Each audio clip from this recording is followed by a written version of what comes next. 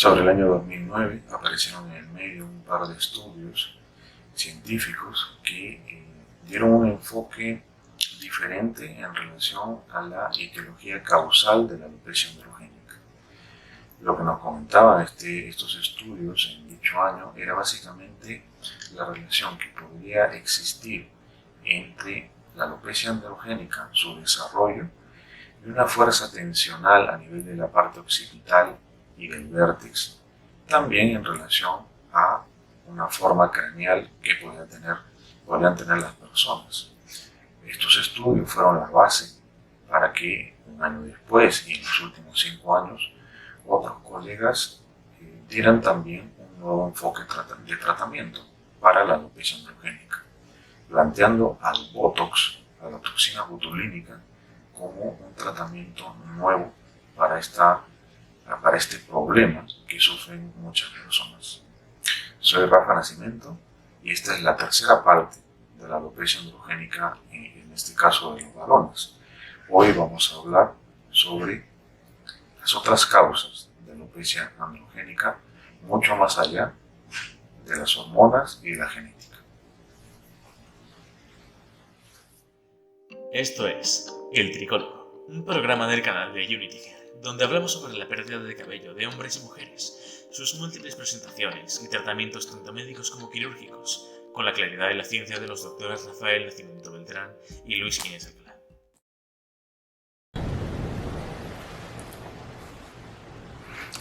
Hola a todos, tercera parte del 7º capítulo, hablando sobre alopecia androgénica, en este caso en el ámbito de los varones. Ya llevo algún par de capítulos poniendo aquí la sigla de AGA, y hay que recordar que obviamente viene del idioma anglosajón, del inglés, el Male Androgenetic Alopecia. Vamos a hablar hoy de las otras causas que pueden producir alopecia androgénica, y probablemente más que otras causas, yo diría más complementos, ¿no? De momento, complementos de la genética y de las hormonas. Habíamos hablado ya en la primera parte del 7º capítulo sobre esa herencia poligénica, ¿no? Que era dominante y de la cual la gente que tiene la condición de alopecia androgénica no puede eliminarla, puede controlarla hasta cierto punto, pero es difícil escapar de eso.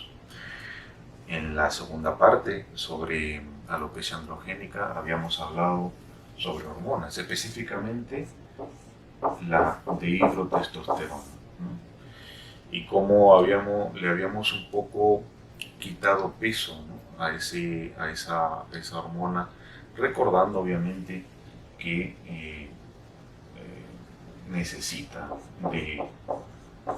de la familia de receptores androgenéticos, o androgénicos, mejor dicho, para que pueda acoplarse y crear ahí su acción sobre el folículo. Y también obviamente es necesario el famoso paso, ¿no? de la testosterona a través de la 5-alfa reductasa, enzima importantísima para que se produzca esta subhormona, ¿no? Este metabolito. Y históricamente, pues obviamente esto es la base, pero hay que comentar en este capítulo que dentro del proceso de la fisiopatología del problema de la alopecia androgénica existe evidencia a través de muchos estudios de fases que también están presentes y que son complementarias y que se acoplan, sobre todo a nivel de una acción sobre todo una acción hormonal, ¿no? Y para hablar de esas causas también de alopecia, que hasta cierto punto han logrado una importancia tremenda en la fisiopatología de este problema, y que pueden tener una conducta o una expresión, por así decirlo, diferente en cada paciente. Probablemente esas otras causas y esos otros estados fisiopatológicos o momentos, por así llamarlo, fisiopatológicos, son los que, o sean los que al final le pongan un nombre y apellido y sean los causantes de que la alopecia androgénica de un paciente sea diferente a la de otro. Sean los causantes de que, por ejemplo, en personas gemelares, genéticamente muy parecidas, pues a un hermano le toque expresar macroscópicamente una alopecia y a otro no. ¿Por qué se produce esta serie a veces de incongruencias? Y que muchas veces no se han podido explicar todavía, porque dentro de este tema de la alopecia androgénica todavía queda largo camino por recorrer. O por ejemplo, ¿por qué será esa alopecia androgénica se sigue como una llama, ¿no? Sigue persistiendo aún en etapas seniles, cuando la carga hormonal va disminuyendo en el caso de los hombres? ¿Qué es lo que mantiene vivo a esa alopecia androgénica aún en las últimas décadas de nuestra vida? Entonces, probablemente sean esas otras columnas o esas otras patas de la mesa las que puedan explicar por qué la alopecia androgénica se expresa como se expresa en determinadas personas, y que obviamente pues no se pueda todo resolver ni aclarar con estos dos pilares. En ese sentido, habría que hablar de la inflamación, que yo llamaría más microinflamación. Se conoce que una vez que existe el embate de la DHT a nivel del folículo piloso, se crea un ambiente, un reinado ahí entre los folículos susceptibles, entre comillas, y se puede ver cómo bajo esa acción crónica hasta cierto punto va a aparecer otra característica, que es la microinflamación. Eso se ha visto ya en estudios a través de, por ejemplo, la liberación de las famosas citoquinas, ¿no? Que son derivados asociados a estados inflamatorios, ya no solamente a nivel capilar, sino a nivel de todo el cuerpo. Se conoce, por ejemplo, la famosa interleuquina 1, se conoce el factor de necrosis tumoral,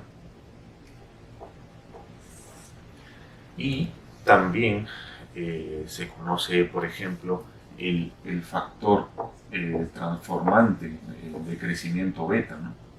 Tipo 1. Entonces, y hay otras, ¿no? Entonces son expresiones a ese nivel, son citoquinas, son derivados que a la larga lo que van a producir es un grado de inflamación a nivel del folículo por ese embate. Sí se conoce que al menos el proceso previo de la inflamación está precedido, ¿no? por el tema hormonal. Pero al fin y al cabo, una vez que se inicia esta cascada, entre comillas, inflamatoria, pues obviamente adquiere un tono propio, ¿no? una subsistencia propia, que va también dañando en cierta manera la zona folicular, y que al pasar el tiempo, esta inflamación deriva en conocidos estados de fibrosis. ¿Cómo es así que la fibrosis del folículo, esas láminas de colágeno, ¿no?, que van rodeando a través de las décadas cada folículo, van comprometiendo hasta cierto punto ya la circulación, ¿no? Es un problema circulatorio el que se produce.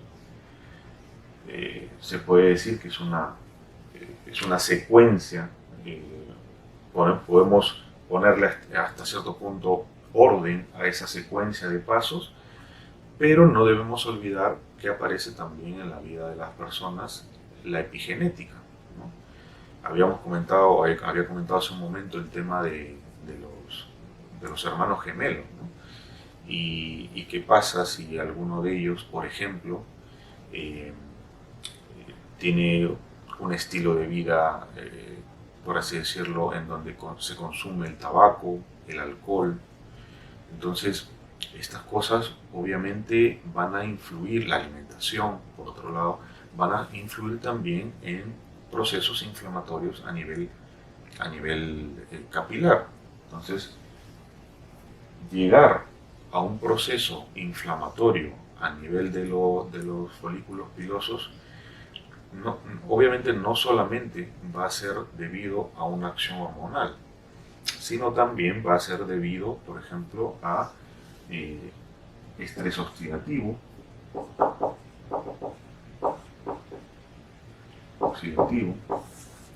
esa serie de los conocidos especies ROS, ¿no?, que existen, que están metidos ahí desde radicales libres hasta peroxisomas, que obviamente producen e intensifican la inflamación. Está conocido también que dentro de los estilos de vida, el tabaco tiene una acción directamente inflamatoria y también directamente circulatoria y también directamente sobre la glándula sebácea, ¿no? Entonces, el proceso inflamatorio dentro del folículo es en sí un ente, se va convirtiendo a través de los años en un ente propio, que no solamente arranca con un proceso hormonal. Hay otros factores que también lo pueden producir. Se había comentado, como lo había comentado hace un momento en la introducción, el hecho de que había algunos estudios que habían empezado ya hace una década atrás, y habían intentado dar o proporcionar alguna hipótesis nueva que obviamente todavía no se ha, queda mucho por estudiar y obviamente no se ha confirmado sobre todo el tratamiento, ¿no? Lo curioso del tratamiento, en donde comentaban estos estudios que existe, ¿no?, un cierto grado de tensión muscular en toda la zona occipito y de vértex de las personas, debido a esa forma craneal de la evolución gatillada en algún momento en etapas de la adolescencia, y hay la galia aponeurótica es la que sufriría esa tensión y en consecuencia produciría dos cosas básicamente. Por un lado, esa tensión comprometería la circulación a ese nivel. Una tensión hasta cierto punto mecánica o física que podría involucrar a los microvasos que pueden existir a ese nivel y producir cierto grado de hipoxia, al fin y al cabo, porque un problema circulatorio es al final un problema de irrigación, pero a su vez también produciría cierto grado de inflamación. Otro punto más para la inflamación. que se va haciendo más grande, ya multifactorial, y que tiene que ver también con esa tensión muscular. Y basándose un poco en esto, siguieron otros estudios y obviamente hablaron de, en este caso, la conocida ya toxina botulínica para otras patologías, pero hay a día de hoy algunos estudios que obviamente estamos todavía un poco lejos para saber, sobre todo en qué tipo de pacientes, o si realmente es un tratamiento que puede dar resultados. Lo relacionaron con un posible tratamiento para la alopecia androgénica, ¿no? El Botox, sobre todo la toxina botulínica tipo A, ¿no? Que al final es un tratamiento que actúa también, no solamente como un relajante, sino va a actuar disminuyendo el factor transformante beta 1. Entonces, al fin y al cabo, son una serie de interrelaciones en donde la inflamación tiene realmente tiene una importancia notoria en este problema de la alopecia androgénica. No debemos olvidar que la microbiota también va a producir inflamación. En este caso, las personas, existe una serie de agentes que pueden subsistir a ese nivel, y algunos, ¿no?, como el propio Enibacterium, pueden producir cierto grado de inflamación. Y obviamente estamos hablando de procesos independientes, pero que son crónicos, sobre una inflamación que al final va a persistir, ya no solamente por una causa, ¿no?, hormonal, sino que va a persistir como un problema propio, por así decirlo. Estudios relacionados a procesos insulínicos o de inflamaciones, claro, de tipo diabética. Entonces, hay una serie de procesos que ocurren en el cuerpo, la alimentación en sí, que pueden dar algunos desequilibrios que se van a traducir en una inflamación a nivel capilar. Simplemente aquí pongo un poco los más, probablemente los más determinantes, por así decirlo, a ese nivel, y que hay que tener presente, porque al final lo que va a ocurrir es que al pasar los años toda esa inflamación va a producir cierto grado de fibrosis y va a producir obviamente un componente circulatorio, y va a hacer que aparezca la famosa miniaturización del folículo, que se va haciendo más elevado, más pequeño, hasta que se asfixia y desaparece, por así decirlo. Entonces, aunque todo esto suene a un mismo proceso fisiopatológico que parte de un proceso, de un tema hormonal, ver a la inflamación como un proceso independiente causal nos hace entender mejor el proceso de alopecia androgénica, y ya abrir posibilidades no solamente de estudio, sino también de tratamiento. Otra de las cosas que también deberíamos tener presente, viendo ya esa disminución, ese deterioro del cabello en el proceso de la alopecia androgénica, es el papel que puede jugar, por ejemplo, en algunos trabajos, hipótesis, el músculo erector del pelo, ¿no? Habíamos visto cómo en los primeros capítulos del tricólogo habíamos hablado un poco del folículo piloso, ¿no? Y hay que recordar Esto es muy grosero, glándula sebácea. Y aquí aparecería o se insertaría más o menos en la parte media, en la protuberancia, el músculo erector del pelo, ¿no? ¿Qué es lo que pasa? Que aparece siempre la idea, ¿no? Dentro de un tratamiento para la alopecia androgénica, hasta qué punto se puede recuperar lo perdido, ¿no? Hay autores que no estiman, o sea, arrojan cifras que no llegan ni al 30%, entre el 10, 20, los más optimistas llegan al 30%, dependiendo obviamente de las fases del avance, ¿no? En este caso del Hamilton que pueda tener el paciente. Pero hay algunos trabajos, hipótesis que van un poco más allá, aunque sea a nivel microscópico y no con la dificultad de poder ser valorados desde fuera, ¿no? Y es el tema del el estudio de este músculo erector del pelo.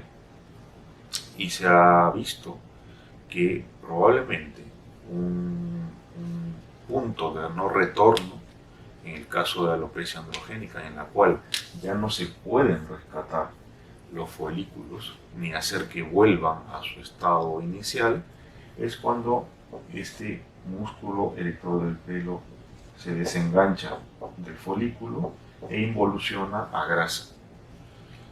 Es en este momento en el cual ya no, ese folículo al menos no se podría,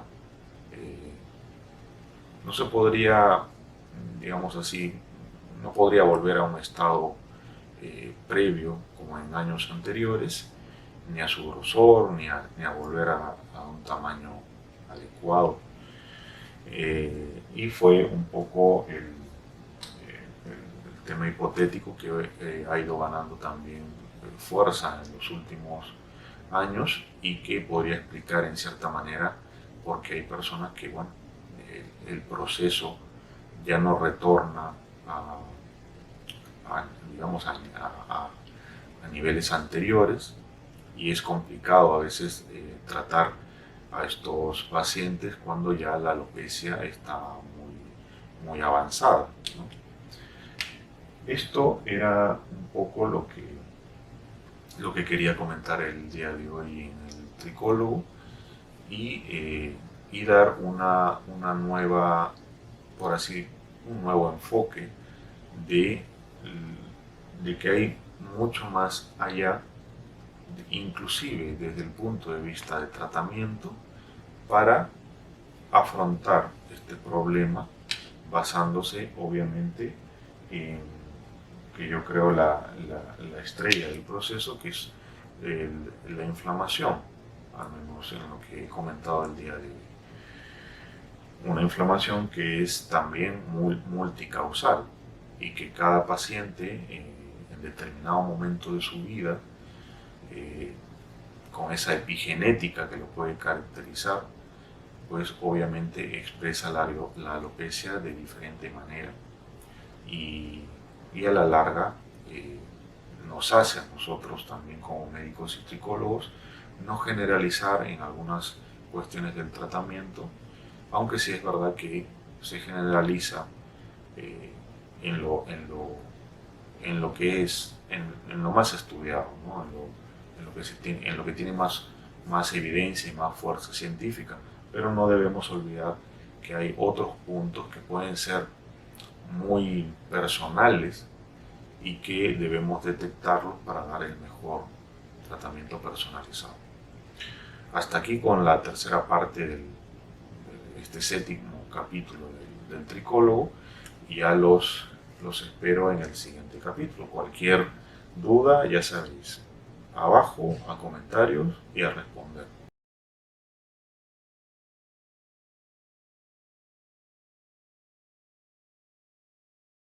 Nos vemos en el siguiente capítulo del tricólogo. Hasta luego.